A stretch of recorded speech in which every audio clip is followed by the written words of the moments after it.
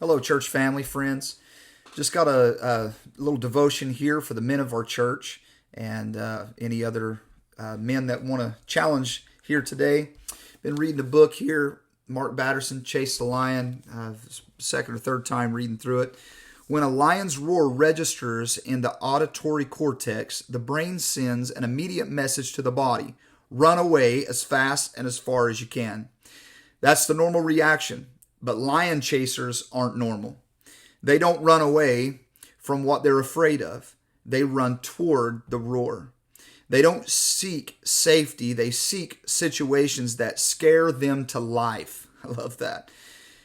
Lion chasers are more afraid of missing opportunities than making mistakes. That reminded me of a book that I read here by Dr. Larry Crabb on the silence of Adam. In this book, it talks about inauthentic men and authentic men, or unmanly men and manly men. It gives some differences here. 3 different things in an inauthentic man or an unmanly man. Controlling. This person is controlling or impersonally powerful. Number 2, destructive or dangerous. Number 3, selfish, committed above all else to feeling a certain way about himself. So when we look at this, we see that an unmanly man controls conversations. He manipulates family and friends. He arranges his life to avoid whatever he is not sure that he can handle. The man is also, the second point, destructive. His words and actions harm people.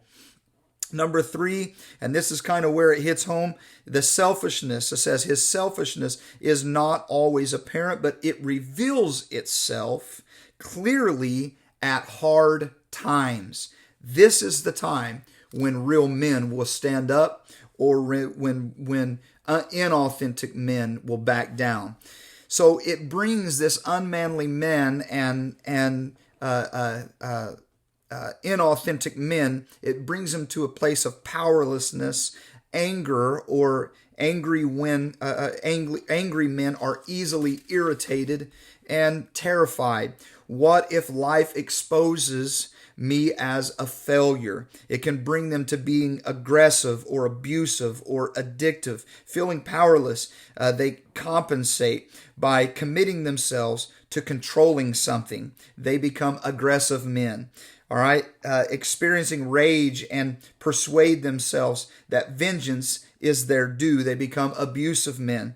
Live with a terror for which there is no resolution or escape, only relief. All right, they dull the terror with physical pleasure and become addicted men. Aggressive men, abusive men, addicted men. This is where that unmanly man will end up. But to the opposite side of that, you have the manly man or the authentic man.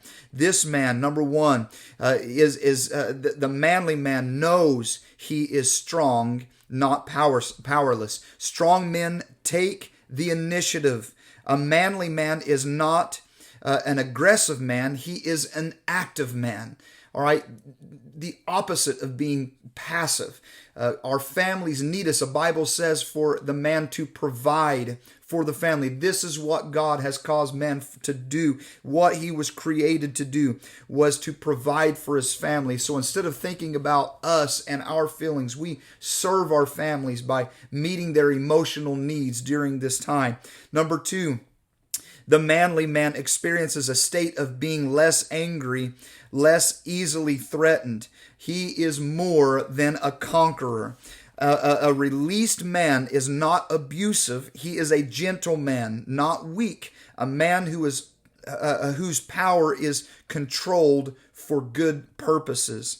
And then the third one here, and the final one, is the man finds an answer to his terror in freedom.